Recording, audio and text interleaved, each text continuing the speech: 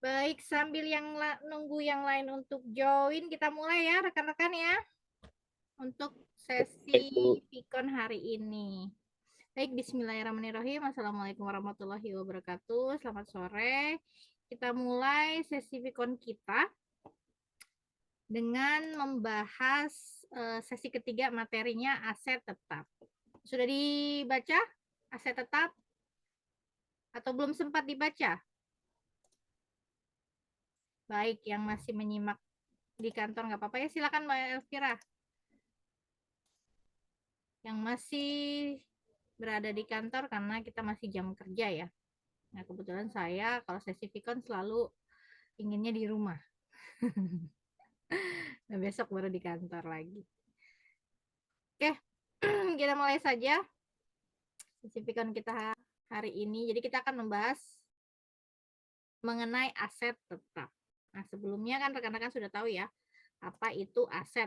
Kemarin kita sempat menyinggung apa itu aset di sesi Vicon yang pertama ketika kita membahas basic akuntansi. Nah, tujuan pembelajaran kita untuk hari ini atau sesi ini yaitu menentukan aset tetap dan bagaimana pengakuan akuntansinya. Kemudian menghitung depresiasi menggunakan metode berikut. Jadi ada 3 metode yang bisa digunakan, metode garis lurus, unit produksi, dan saldo menurun. Kemudian mengklasifikasikan biaya aset tetap sebagai capital expenditure dan revenue expenditure. Jadi sebagai pembelanjaan modal atau sebagai pendapatan. Kemudian menjurnal aset tetap. Jadi kalau penjurnalan itu kayaknya di sesi berikutnya. Ini hanya kita nanti bagaimana menghitung depresiasi dan mengklasifikasikannya sebagai pengeluaran modal, pembelanjaan modal atau pengeluaran pendapatan. Oke, kita mulai membahas apa itu aset. Kemarin kita sudah sedikit singgung di sesi Vicon sebelumnya, apa itu aset. Aset atau aktiva tetap, kekayaan yang dimiliki perusahaan yang sifatnya permanen dan digunakan dalam kegiatan normal perusahaan. Nah, kenapa dia tetap?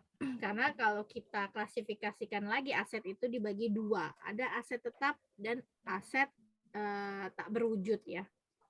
Nah, kita perlu tahu nih, yang termasuk ke dalam aset tetap apa saja. Untuk asetnya sendiri, pengertiannya adalah kekayaan yang dimiliki perusahaan yang sifatnya permanen dan digunakan dalam kegiatan normal perusahaan untuk jangka panjang, serta memiliki nilai yang cukup material. Jadi nilainya tinggi ya, signifikan tinggi.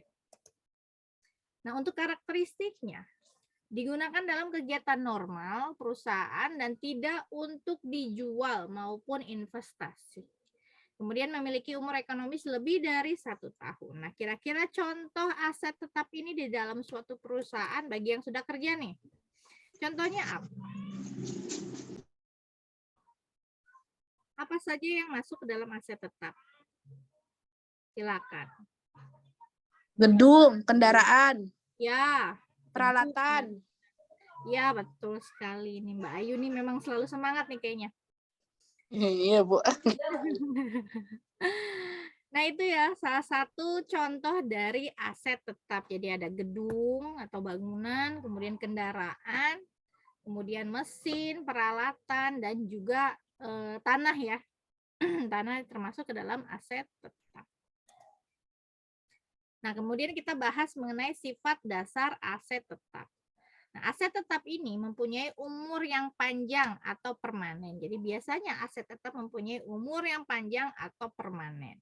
Kemudian aset tetap ini berwujud karena mempunyai bentuk fisik. Tanah, gedung itu kan semua ada bentuk fisiknya. Peralatan, mesin, kendaraan semua ada bentuk fisiknya. Kemudian dimiliki dan digunakan oleh perusahaan dan tidak untuk dijual. Jadi digunakan oleh perusahaan itu untuk apa? Untuk operasional perusahaannya. Jadi gedung buat karyawan-karyanya bekerja, kemudian jika dia punya gedung pabrik untuk memproduksi barang produknya yang untuk dijual, nah seperti itu. Nah, kalau kita akan klasifikasikan ke dalam biaya, jika perusahaan itu mengeluarkan biaya untuk membeli aset yang berumur panjang, maka bisa dikatakan itu aset tetap. Jadi, jika dibeli berumur panjang, jika iya, kemudian aset itu digunakan untuk tujuan produktif, maka dikatakan merupakan aset tetap. Jika yang dibeli tidak berumur panjang, masuknya ke dalam beban. Jadi nanti akan diklasifikasikan di akhir spesifikon kita. Kok bisa yang termasuk aset tetap itu pengeluaran yang seperti apa sih? Jadi kan nanti ada pembahasan mengenai capital expenditure dan revenue expenditure. Nah, kalau tidak di sini, kalau tidak dibeli yang dibeli tidak berumur panjang dikatakan nanti akan dimasukkan ke dalam beban. Nanti masuknya diklasifikasikannya ke dalam revenue expenditure. Nah, kalau misalkan aset itu digunakan untuk tujuan produktif, untuk operasional perusahaan, maka aset tetap. Tapi kalau dia berumur panjang tapi tidak digunakan untuk tujuan produktif, dikatakan termasuk ke dalam investasi. Nah, ini adalah sifat dasar dari aset tetap. Nah, kalau kita belajar mengenai aset tetap, tentu kita akan memahami apa yang namanya depresiasi. Nah, coba rekan-rekan tahu nggak apa sih depresiasi? Pernah dengar nggak? Depresiasi apa? Coba Mbak Ayu nih, Mbak Ayu pasti tahu. Depresiasi apa Mbak Ayu?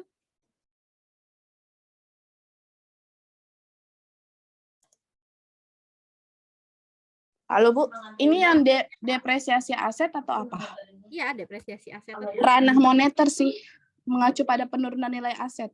Nah, iya itu maksud nama lainnya apa? Nama lainnya apa ya? Aku lupa. Istilahnya Penyusutan. Nah, iya, penyusutan. Jadi depresiasi ini istilahnya penyusutan aset tetap. Akibat dari apa? Kan berarti kan ada faktor-faktornya yang membuat aset tersebut menyusut nilainya. Bisa dari faktor aus atau kerusakan. Jadi akibat misalkan dia cuaca, Usang ya Bu, rusak, keausan ya, atau penggunaan, keusangan. iya, akibat dari penggunaan yang setiap hari. Nah, itu biasa aset tersebut akan mengalami penyusutan atau usang. Nah, usang di sini mungkin akibat sudah perkembangan teknologinya sudah lebih maju, sedangkan mesin yang kita pakai masih lama gitu ya, teknologinya masih lama atau jadul. Nah, itu usang berarti. Nah, itu beberapa faktor yang mengakibatkan penyusutan. Nah, di sini semua aset tetap kecuali tanah. Nah, tanah sendiri ini kan merupakan aset tetap, tapi dia tidak akan mengalami penyusutan. Jadi dia tidak akan bisa dihitung depresiasinya. Jadi di luar tanah ya. Kan kehilangan kapasitasnya saat digunakan. Malah tanah makin lama makin mahal harganya. Nah, kehilangan kapasitas produksi ini diakui sebagai beban depresiasi. Jadi kalau sudah masuk ini barang tersebut sudah yang aset kita mengalami penyusutan akan muncul yang namanya beban depresiasi. Nah, beban depresiasi ini kita ambil dari mana? Alokasinya dari biaya perolehan. Biaya perolehan apa? Biaya awal yang kita keluarkan ketika kita membeli aset tersebut. Nah, untuk klasifikasi depresiasi itu ada depresiasi fisik dan ada depresiasi fungsional. Nah, fisik ini terjadi dari tadi yang saya bilang pengausan atau kerusakan saat digunakan atau akibat cuaca juga bisa. Kemudian depresiasi fungsional terjadi saat aset tetap tidak lagi dapat digunakan pada tingkat yang diharapkan. Nah, ini depresiasi fungsional. Nah, faktor-faktornya ketika kita menghitung beban depresiasi, ada beberapa faktor yang akan mempengaruhi nih nilai atau biaya depresiasi. Yang pertama adalah biaya perolehan, kemudian nilai sisa, dan masa manfaat atau nilai umur ekonomis. Jadi kalau kita menghitung atau mencari biaya depresiasi atau beban depresiasi, maka kita akan melibatkan 3 item ini, biaya perolehan, nilai sisa, dan masa manfaat.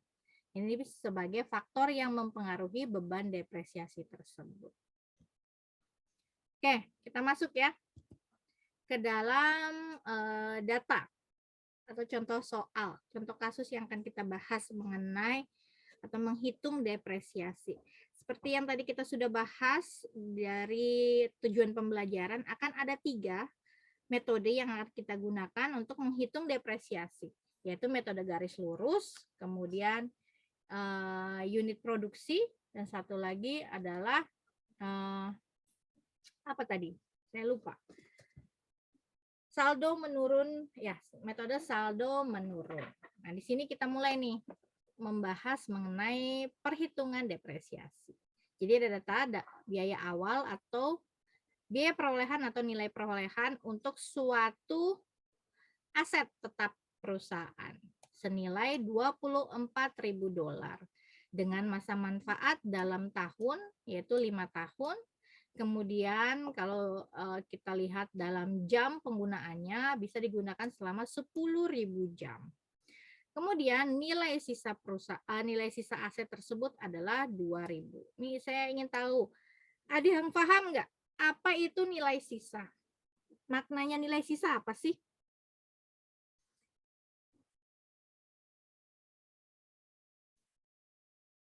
Ada yang pernah dengar nggak nilai sisa dari suatu aset atau suatu barang?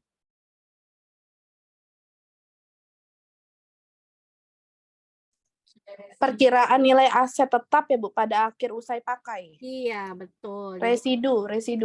Iya, nilai sisa itu residu. Jadi dia di situ adalah perkiraan yang didapatkan dari sebuah aset yang telah dikurangi dengan perkiraan biaya pelepasannya. Jadi intinya begini. Jadi aset tersebut telah mencapai umur maksimal dan tidak bisa dimanfaatkan lagi, tapi dia masih ada nilai sisa, nilai jual kembali dari aset yang tidak lagi memiliki manfaat untuk perusahaan. Jadi kalau kita punya barang, tapi ceritanya barang itu kita sudah tidak gunakan ya, masa manfaatnya sudah habis. Masa manfaatnya sudah habis, tapi dia masih laku untuk dijual. Nah, itu adalah nilai sisa. Jadi estimasinya berapa nih gitu, nilai sisanya. Paham ya? Apa itu nilai sisa? Nah, kemudian sedikit saya mau berikan, kalau kita bahas depresiasi kan ada masa manfaat ya.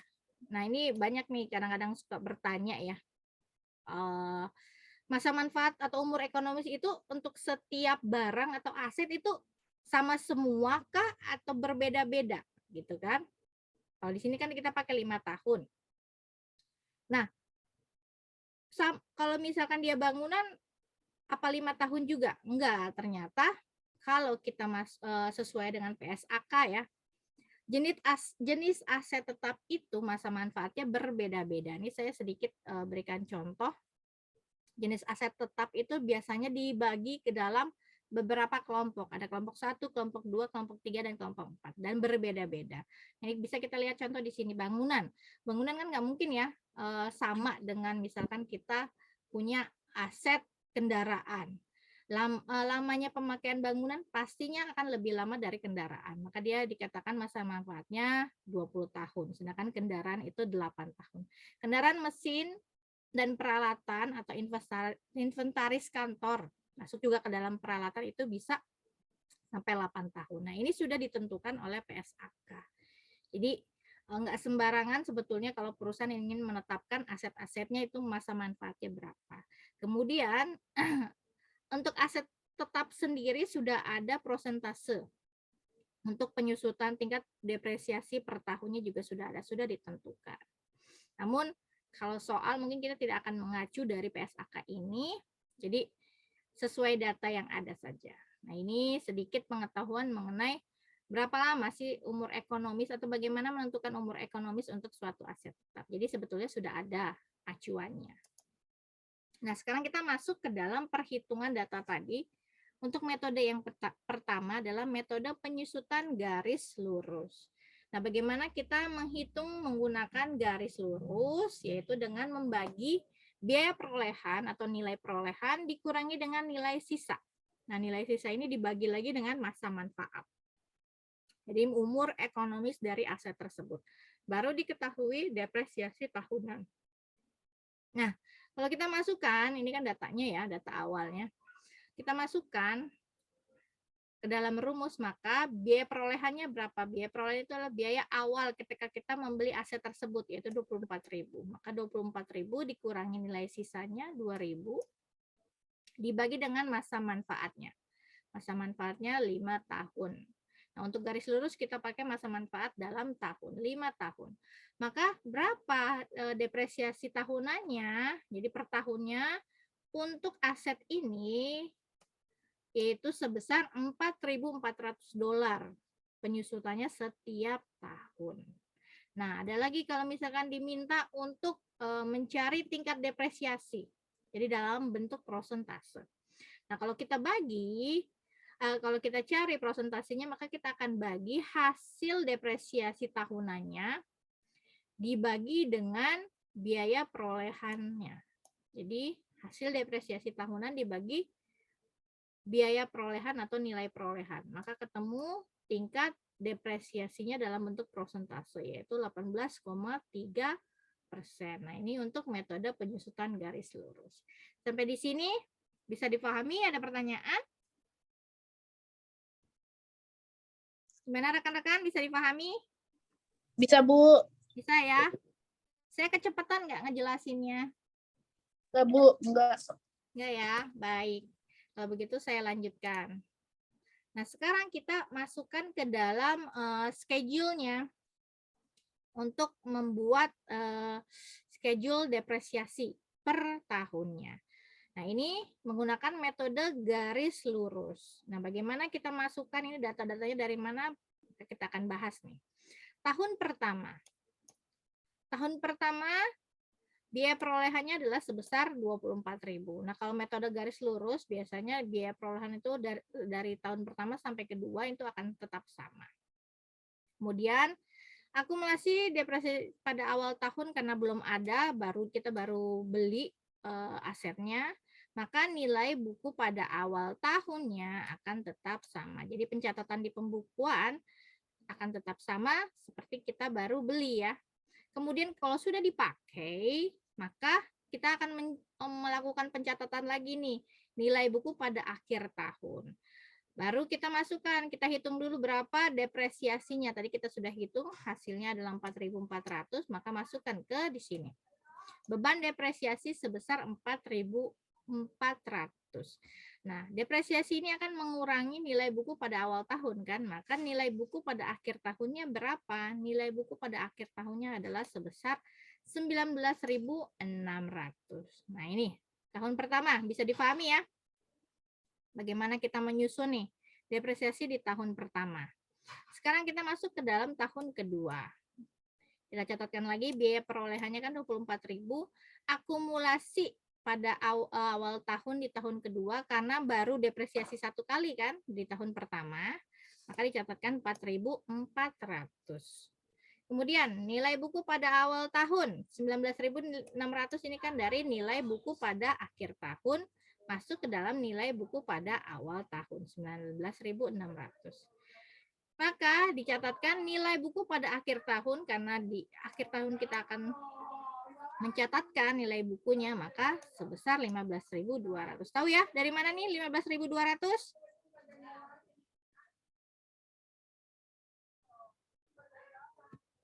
Halo? Nilai 15.200 dari?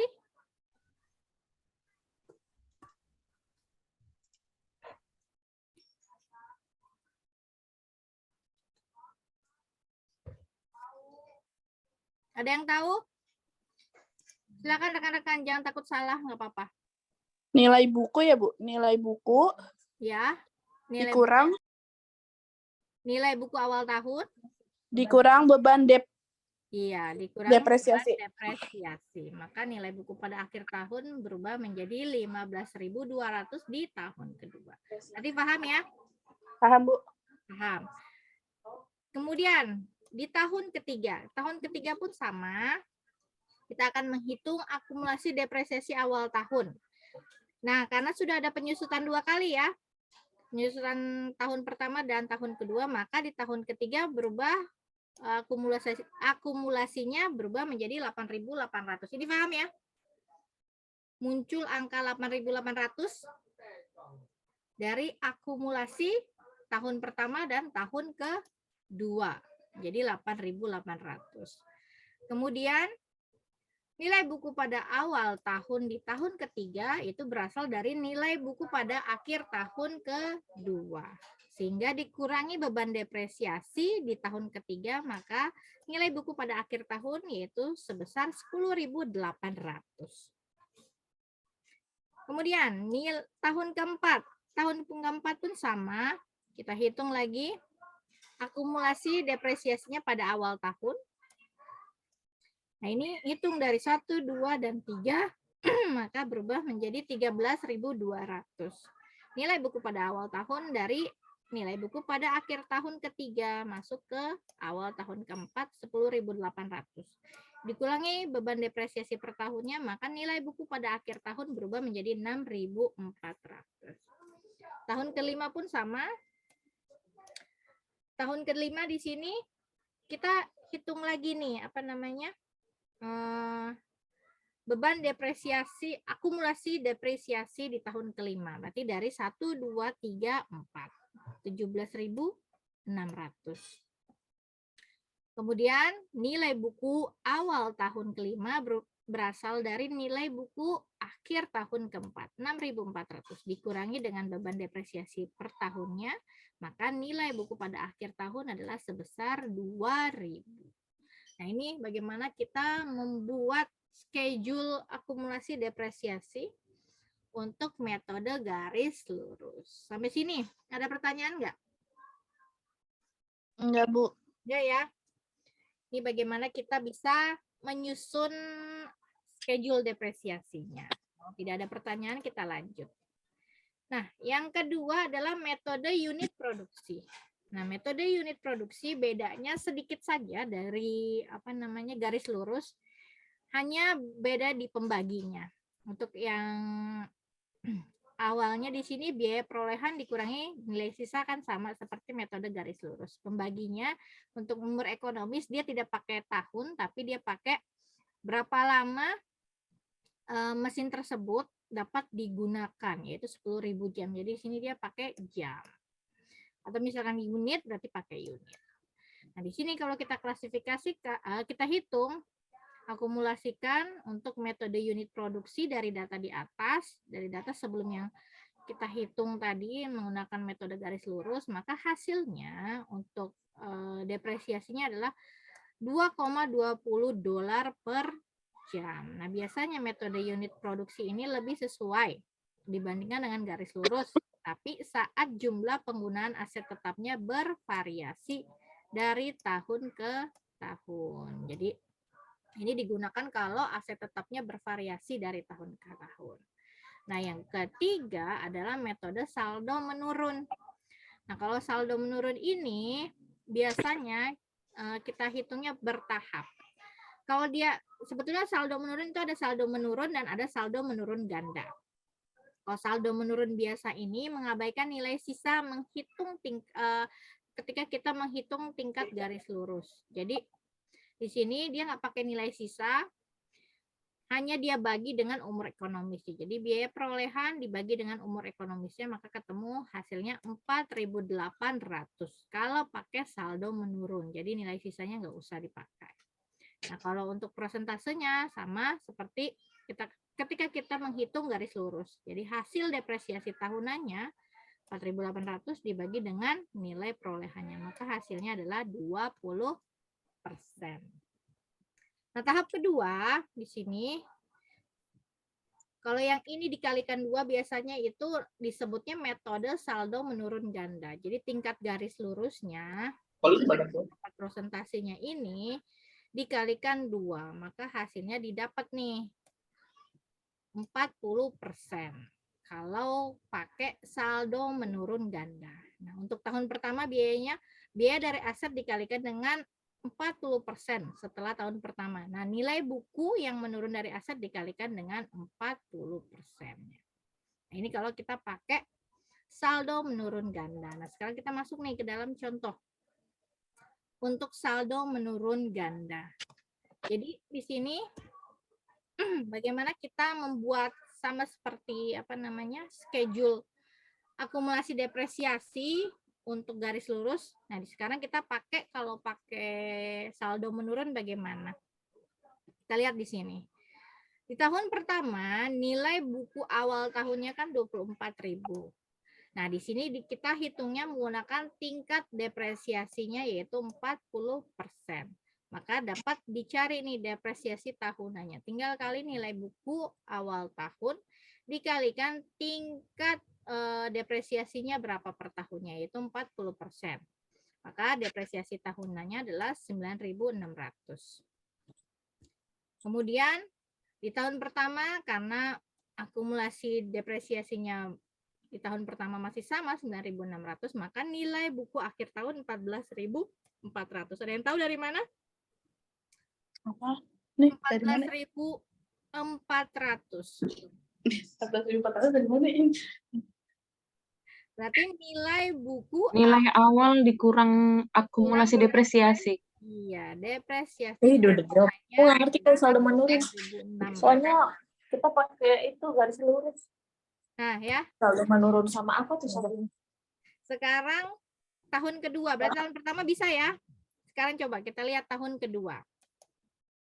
Di tahun kedua, nilai buku awal tahun kan sama nih, seperti garis lurus masuk dari nilai buku akhir tahun, 14.400. Tingkat depresiasinya 40%, maka depresiasi tahunannya 5.760.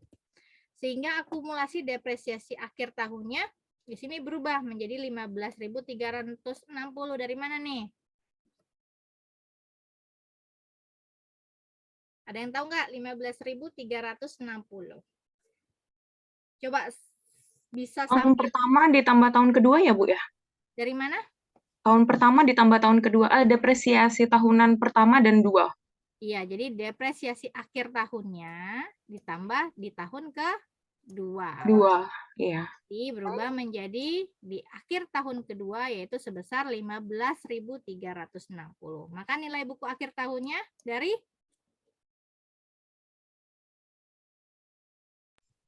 Dari 14.400 dikurang iya, dikurang 5.760. Iya.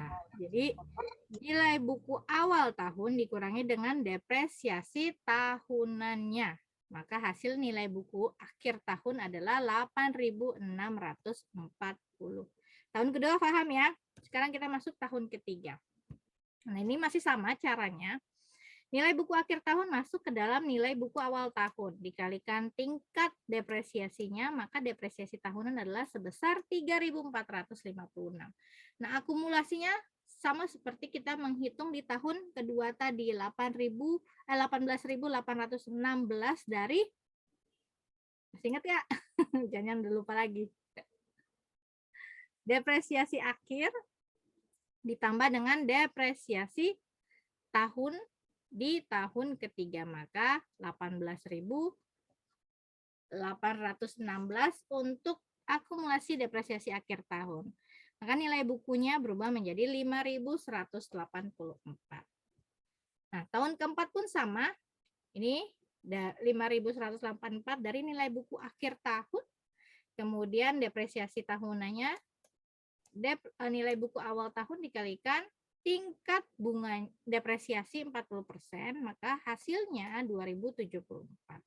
Nah, akumulasi dari akhir tahun ketiga ke awal tahun keempat depresiasinya berubah menjadi 20.890. Maka nilai buku akhir tahun 3.110. Nah, kan di sini kita tahu bahwa nilai sisa perusahaan itu kan 2.000. Nah, ini asumsinya begini. Ada yang mengatakan bahwa nilai buku itu harus sama dengan nilai sisa. Jadi jika perusahaan ingin menetapkan nilai sisa atau nilai buku akhir tahunnya itu 2.000, Berarti di tahun kelima ketika masa manfaat aset tersebut habis, maka haruslah di sini nilai buku akhir tahunnya 2.000, kan begitu. Maka kalau kita gunakan mengkalikan tingkat depresiasinya 40%, coba dikalikan 3.110 dikalikan 40%. Hasilnya berapa? Ini anggap ini masih kosong ya. Coba. Silakan rekan-rekan coba. 3.110 dikalikan 40%. Hasilnya berapa? 5.084. 3.110 dikalikan 40%. Benar. 1.244, Bu. 1.000. Oh iya, 1.244. 1.244 ya. Ya, betul. Nah, berarti akumulasi depresiasinya berubah menjadi berapa? Berarti coba ini tambahin ya. Ke bawah berarti 22 ya. Benar nggak nih 22? 22134, Bu. Ya, 22134. Nah, berarti nilai buku akhir tahunnya 2.000 nggak?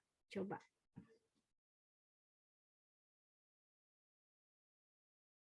(3.110) kurangi 1.244. Ini berapa?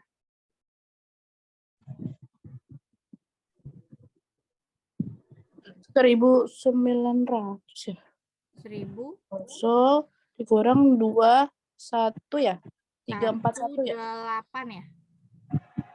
18. Ya, 1866. Betul nggak?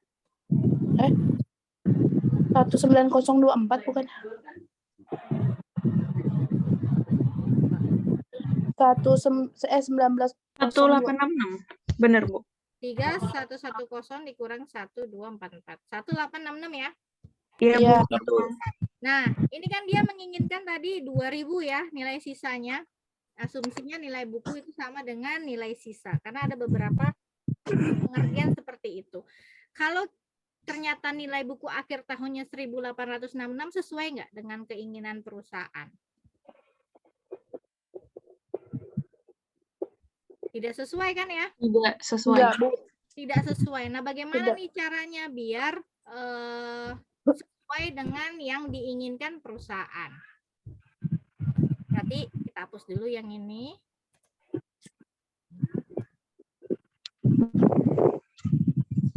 Nah, berarti kita nggak bisa pakai prosentase 40% ini. Bagaimana caranya biar sama? Jadi ada caranya. Agar sesuai dengan yang diinginkan perusahaan. Kita langsung kurangi dari nilai buku awal tahun. Di tahun kelima, kita kurangi dengan nilai sisa yang sudah diperkirakan oleh perusahaan. Nilai sisa aset tersebut yaitu 2.000. Jadi 3.110 kurangi dengan 2.000. Maka hasilnya akan berubah menjadi ini. 1.110. 1.110. Nah, kalau 1.110 maka akumulasi depresiasi akhir tahunnya berapa? 22.000. Nah, kalau 22.000 berarti nilai buku akhir tahunnya berapa? Kalau kita kurangi 3.110 dikurangi 1.110, ini kan habis ya. Ini habis. Maka sisa 2.000. Nah, ini sesuai nggak? Pas ya, sesuai. Sesuai ya, sesuai dengan yang diharapkan atau diinginkan oleh perusahaan. Nah, ini bagaimana kalau kita menyusun nilai buku yang sudah ditentukan oleh perusahaan, namun ternyata ketika kita membuat schedule-nya ternyata berbeda. Nah, caranya bagaimana agar menyamakan? Kita kurangi dengan nilai sisa yang sudah diperkirakan oleh perusahaan. Nanti ketemu nilai buku akhir tahun yang diinginkan. Sampai di sini ada pertanyaan? Bu, untuk yang tahun kelima itu kan persenannya kan nggak ditulis. Itu memang dibiarkan gitu aja ya, Bu ya? Ya, dibiarkan seperti ini agar nanti sama nilai buku akhir tahunnya sesuai dengan yang diinginkan. Karena kalau tadi kita masukkan kan sama, beda ya hasilnya.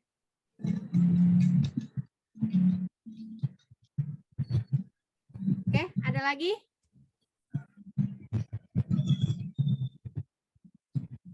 Bisa difahami rekan-rekan?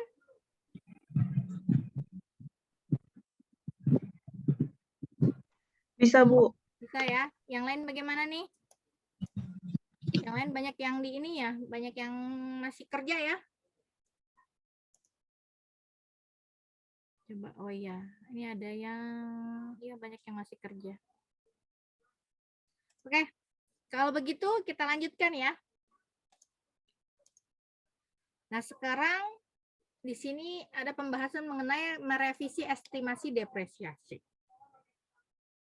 Jadi di sini ada contoh atau studi kasus mengenai sebuah mesin yang dibeli dengan harga perolehannya itu $130. $130.000 yang awalnya diestimasi masa manfaatnya itu 30 tahun. Jadi mesin tersebut bisa digunakan selama 30 tahun. Kemudian ada perkiraan nilai sisa jika masa manfaatnya habis, maka dari $130.000 ini mesin tersebut masih bernilai seharga $10.000. Nah, ini yang namanya nilai sisa. Nah, mesin ini telah didepresiasi, jadi sudah dipakai selama 10 tahun, maka terdepresiasi dengan metode garis lurus, jadi dihitungnya menggunakan metode garis lurus, yaitu penyusutannya adalah $4.000 per tahun. Ini kalau kita lihat di sini, jadi kalau misalkan kita diminta untuk menghitung nilai buku akhir tahunnya, jadi nilai asetnya adalah sebesar $130.000, kemudian diketahui bahwa ketika dihitung dengan metode garis lurus, depresiasinya adalah 4.000. Jadi kalau diakumulasikan selama 10 tahun adalah 40.000. Maka nilai buku akhir tahunnya di tahun ke-10 adalah 90.000. Jadi di tahun ke-10 nilai buku akhir tahun tersebut adalah 90.000. Nah, ketika masuk ke awal tahun ke-11, ternyata masa manfaatnya yang sudah diestimasi ini ternyata naik menjadi 25 tahun. Yang awalnya kan harusnya kan dari 30, kalau dipakai 10 tahun sisanya berapa? 20 tahun. Kalau 30 dipakai 10 tahun sisanya harusnya 20 tahun. tahun. Tapi ternyata diestimasi masih tersisa 25 tahun. Jadi ada perpanjangan nih 5 tahun. Jadi masih bisa dipakai 25 tahun. Yang awalnya 20 tahun, harusnya sisanya 20 tahun. Nah, kalau dipakainya lebih panjang, otomatis nilai sisanya akan berkurang ya. Berkurang menjadi 5.000, yang awalnya $10.000, maka kalau setelah nilai atau umur ekonomisnya atau masa manfaatnya habis, maka nilai dari mesin tersebut yaitu sisa 5.000. Yang awalnya kalau dia habis di 20 tahun, di tahun ke-20 setelah 10 tahun dipakai, maka harusnya 10.000. Namun ini ada perpanjangan 5 tahun, maka nilai sisanya 5.000. Nah, bagaimana ini kalau misalkan dia ternyata masa manfaatnya masih ada 5 tahun? Maka nilai buku, bagaimana menghitungnya? Ini nilai buku dikurangi dengan nilai sisa revisinya. Nilai bukunya kita sudah tahu tadi di akhir tahun ke-10 kan 90.000. Dikurangi dengan nilai sisa revisi, dikurangi dengan nilai sisa revisinya tadi berapa? Nilai sisa revisinya 5.000. Dari awalnya 10.000 berubah menjadi 5.000. 90.000 dikurangi 5.000. Dan dibagi estimasi sisa manfaat revisinya. Sisa manfaat revisinya dirubahkan dari 20 menjadi 25. Jadi 90.000 dikurangi 5.000 dibagi 25 tahun. Maka akan ada perubahan di depresiasinya per tahunnya di revisi dari 4.000 berubah menjadi 3.400 untuk depresiasi tahunannya. Nah, seperti itu ya. Ketika kita merevisi estimasi depresiasi. Jadi kalau ada soal yang sama seperti ini, tinggal menggunakan rumus perubahan atau revisi estimasi depresiasi. Bagaimana rekan-rekan, bisa dipahami?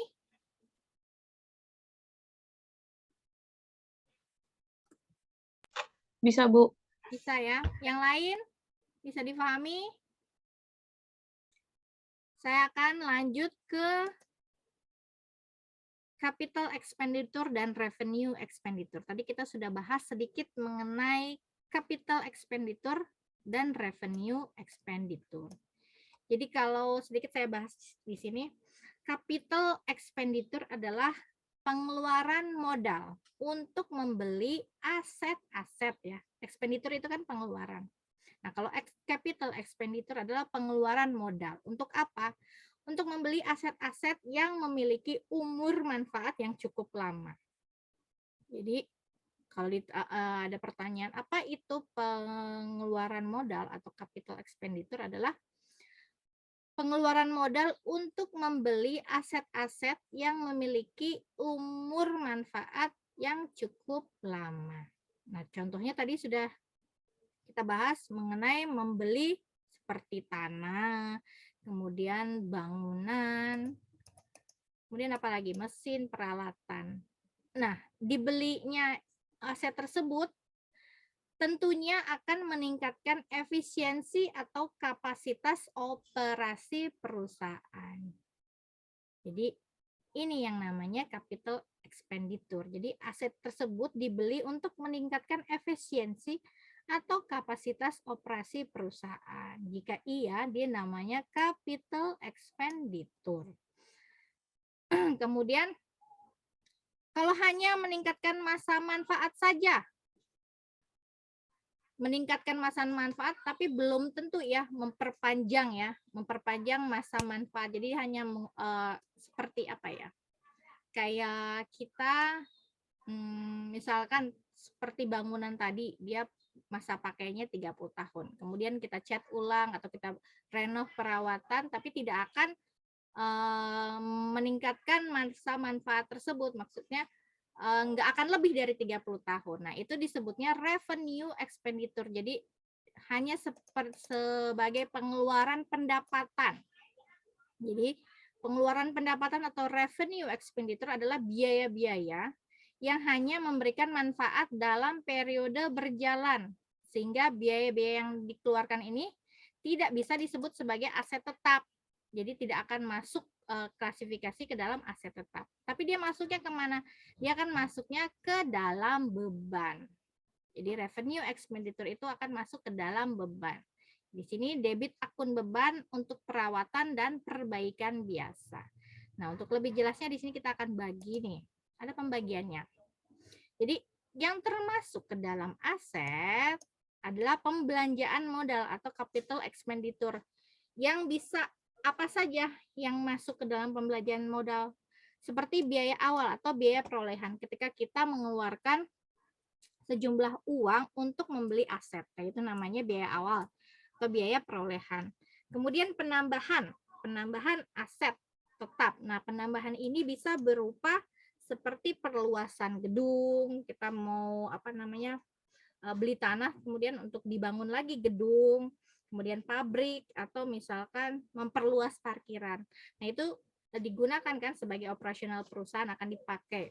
Namanya pembelanjaan modal atau capital expenditure, masuknya ke dalam aset. Nah, betterments, ada yang tahu nggak betterments itu apa? Jadi betterments ini sama seperti perbaikan, tapi perbaikannya bukan karena bukan karena aset tersebut atau barang tersebut rusak, bukan.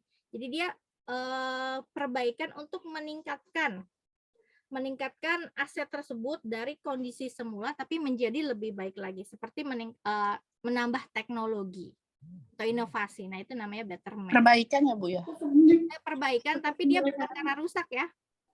Bukan karena barang tersebut rusak atau aset tersebut rusak.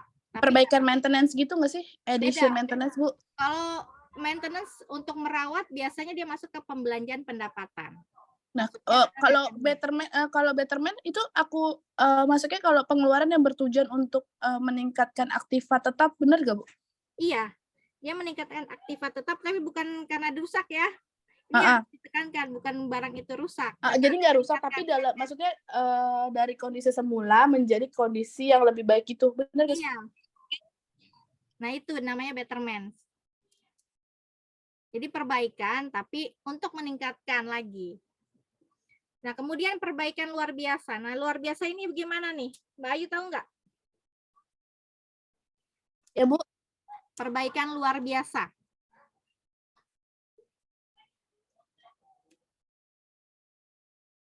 Dia hampir sama seperti betterment, tapi dia akan memperpanjang masa manfaatnya. Itu ekstensif kalau di aku sih perbaikan aset ya pada Iya. suatu aset. Jadi Iya. kalau di aku bilangnya extraordinary repair, Ibu. Iya, benar kan, extraordinary dia luar biasa ya. Jadi dia perbaikan tapi untuk memperpanjang masa manfaat. Nah, perpanjangnya Misalkan penggunaan mesin yang kalau di aku kan ini penggunaan mesin yang berlebihan, terus kapasitasnya atau kelalaian yang demikian. Jadi kayak melampaui biaya reparasi gitu nggak sih, Bu? iya, Atau perawatan normal? iya, lebih dari perbaikan atau perawatan normal. Jadi uang yang Mm-mm. dikeluarkan itu tidak sedikit ya biasanya. Iya. Nah, itu masuk ke dalam pembelanjaan modal. Oh, masuknya ya modal ya. Ya, masuknya ke pembelanjaan modal dan akan masuk ke dalam aset. Nah, ini namanya perbaikan luar biasa atau nanti ditulis di beberapa perusahaan mungkin berbeda-beda ya. Tapi maknanya sama. Nah, bagaimana kalau pembelanjaan pendapatan? Biasanya kan ada perawatan ya yang berlangsung terus-menerus atau secara rutin. Itu perawatan atau perbaikan normal atau biasa. Itu namanya pembelanjaan pendapatan.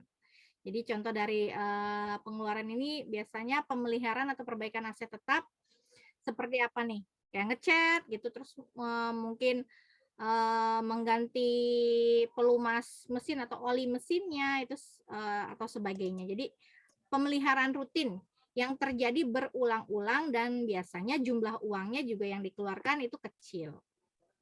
Dan tidak akan meningkatkan efisiensi atau kapasitas dari aset tersebut. Jadi tidak akan memperpanjang masa manfaat. Nah, ini masuknya ke dalam pembelanjaan pendapatan. Nah, ini akan dibebankan di laporan laba rugi biasanya ditulis, itu beban. Beban apa nih? Biasanya ditulis di laporan laba rugi. Beban ya. Beban. Iya. Baik. Ada pertanyaan lagi nggak nih? Capital expenditure dan revenue expenditure. Bisa difahami rekan-rekan? Berarti materi kita selesai nih untuk sesi 3 ya, mengenai aset tetap. Iya, Bu. Kalau UTS-nya apa, Bu? UTS-nya kayaknya saya nggak akan susah-susah, yang kita bahas aja. Jurnal atau apa? Atau ya, gimana? seperti itu, jurnal, penjurnalan, kemudian menghitung depresiasi, kayak gini-gini aja. Oh. Jadi nggak akan jauh dari materi. Oke, Bu. Nah, jangan lupa kuisnya dikerjakan. Saya ingin tahu nih pemahaman rekan-rekan mahasiswa. Jadi nanti setiap beberapa sesi mungkin saya akan kasih kuis gitu ya. Jadi saya bisa lihat nih rekan-rekan mahasiswa paham apa tidak. Karena kuisnya kan gampang-gampang tuh. Saya lihat banyak nilainya. Pengaruh nilai nggak, Bu? Hah?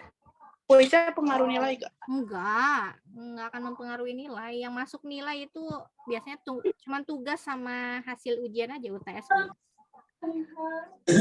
Oh, kirain masuk. Masuk. Bu, yang telat dari sesi 1 sampai sesi 2 gimana ya, Bu? Saya telat. Oh, baru masuk. Ini Mbak siapa nih? Saya Isnani. Nani. Iya. Iya, saya kan kemarin jadi belum masuk grup kelas. Terus dari sesi 1 dari awal nggak ngikutin itu mata kuliah, jadi baru sekarang pertama, jadi gimana ya, Bu? Nggak apa-apa baru sekarang, tapi bisa disimak aja rekamannya. Jadi difahami tuh dari rekamannya. Rekaman Vicon kita udah 3 kali Vicon. Nah, di situ saya sudah jelaskan tuh.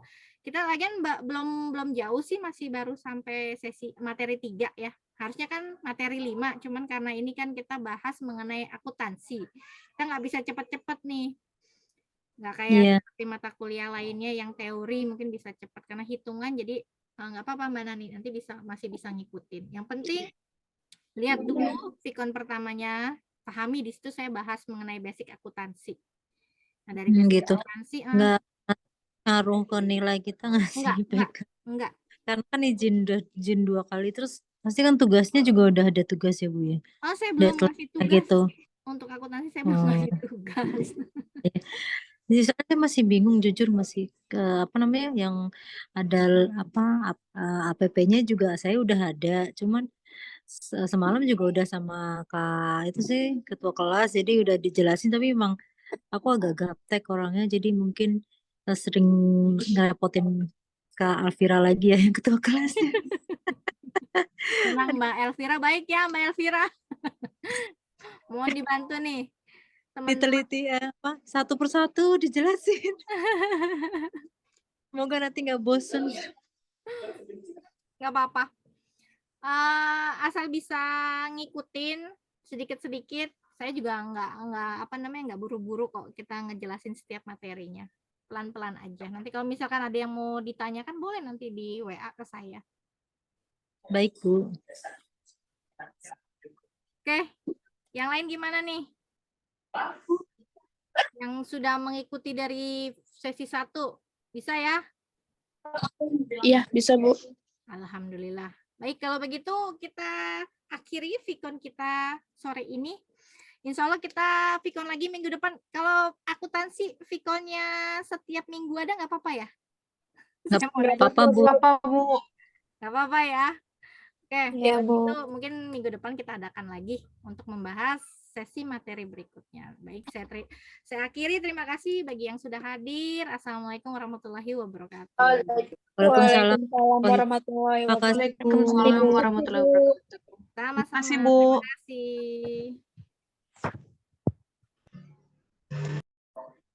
kasih.